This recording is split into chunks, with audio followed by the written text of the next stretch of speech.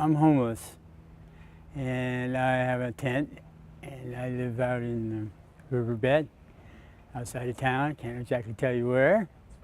I stay alone. Well, I have a girl. We stay to ourselves. Gloss is one of a growing number of people who live without shelter year-round in Oceanside. He's on track to get housing now, thanks to a relatively new partnership between the police department's homeless outreach team and neighborhood services division, which form Oceanside's alternative for dealing with homelessness.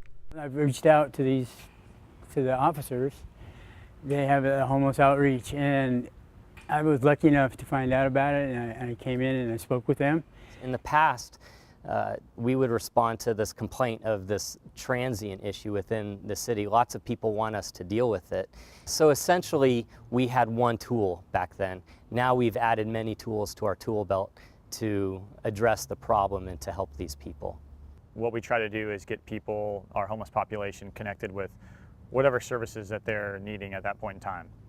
Ferry said those services include ID cards, basic forms to further the process, and connections to Brother Benno's, Bread of Life, and other services. Harper and his partner were the only two officers to volunteer for the police department's homeless outreach team 9 months ago when the program began. The team was initially modeled after San Diego's program that works with populations who have mental illnesses, physical disabilities, and chemical addiction. But Oceanside's homeless outreach team faces a unique problem. We certainly do have a lot of veterans. We have one of the largest populations of homeless veterans in the nation. A homeless vet that both Lonnie and I knew basically felt there's others that were in more need than him. There's definitely a wide spectrum of people, of reasons they're homeless, and of different cultures for our homeless population, I think, throughout the nation. Between 2014 and 2015, the number of unsheltered people rose nearly 50% to 159, and the number of sheltered homeless people dropped 18%, according to an annual count in January.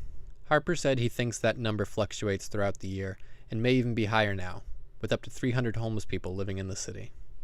At this time, there is a very low vacancy rate and very little housing available, and the result of that is that rents are rising rapidly. So lower income people are really having a challenging time finding units. In order to address this problem, the Housing Authority has set aside 30 vouchers for homeless veterans and chronically homeless individuals. We should not have people on our streets that are homeless, especially people with chronic medical illnesses and health issues. Then we also have a mandate from the federal government to do something about this. Encampment sweeps, in which a task force comes through to remove people and their belongings, are routine matters for police and code enforcement. The task force makes weekly sweeps on public land and responds to code violations reported by residents. Residents say to look for people sleeping in public or in vehicles parked on the street, two actions that violate city code. Increasingly, similar laws have been challenged in courts as discriminatory measures against the poor. City Attorney John Mullen said the city has no intent to review its public and vehicle camping regulations because Oceanside's is more specific than ones drafted by other cities. Marshall said he takes the illegal route and stays outside because shelters and encampments in bushes have their problems. I chose not to stay in the shelters. I just had kind of some unpleasant experiences.